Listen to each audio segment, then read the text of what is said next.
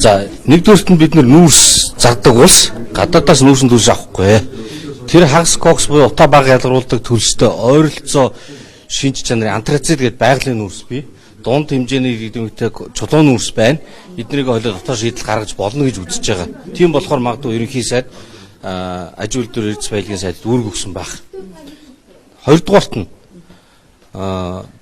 226 тэрбум гэдэг чинь асар их мөнгө шүү дээ. Ямар их мөнгөтэй яхаараа дэрийг гэж гадаад гаргаж авах гэдэг. Болохгүй сайн чанарын чулуун нүүрсээ шигшээ жигтгэн бүхэлдээ болгоод савлаад нийлүүлэхэд шахмал дүүстэй адилхан дүр дүн өргөнө. Нунтгийг нь бол хэлбэржүүлээд жигтгэн болгох юм бол бас болно. За энийг бол зүгээр технологийн үүднээс ялгаагүй гэж үзэж байгаа. Тэгээд хоёрдугаарх нэг чухал зүйл нь улсын их хурал тогтоол гаргацсан.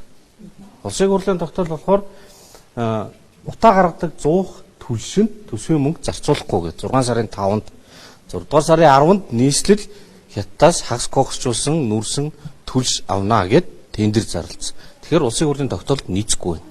Нэг бол тендерээ цуцлана. Монгол улс хуультай биелэх ёстой тогтоол. Эсвэл тогтоолоо өөрчилнө.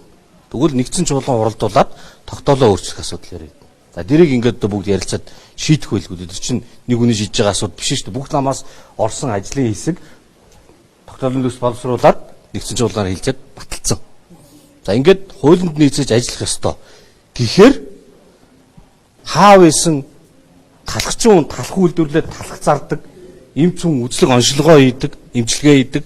Тэрнтэй адилхан инженер хүн улсын хурлын гишүүн болохоос өмнө мэрэгжлийн ажиллаа хийн, төсөл тооцоолол хийн, цаасан дээр ажиллана, тэрэндээ хөлс авна.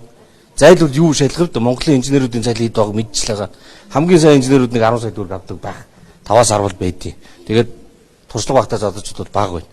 Тэгээд хүний энд тэнд хийсэн ажлуудыг шахмал дүрстэй холбоогүй тэр химийн төслийн юмыг аваачиж холбоод хэдэн тэрбумаар юм хийсэн 50 тэрбумын юу аваасан ч гэх шиг тэр 50 тэрбум чинь тэр 5 тос толгой компани ч одоо хэдэн жил ажиллаж байгаа үйлжингөөр бид нэр ярьсан шүү дээ. Утааны сонсголын үеэр юу хийгээд яач үгээд нэг юм сонин балаа юм айгүйх яриад шуугаад яваад байна.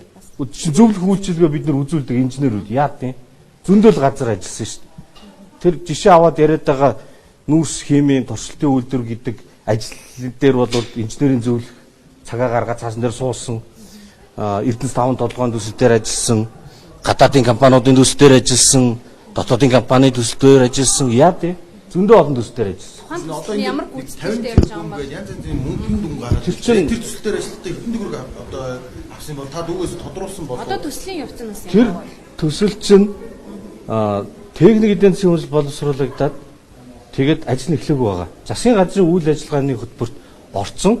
Одоогор бол миний авсан мэдээлэлээр ямар нэг юм эхлэх баг.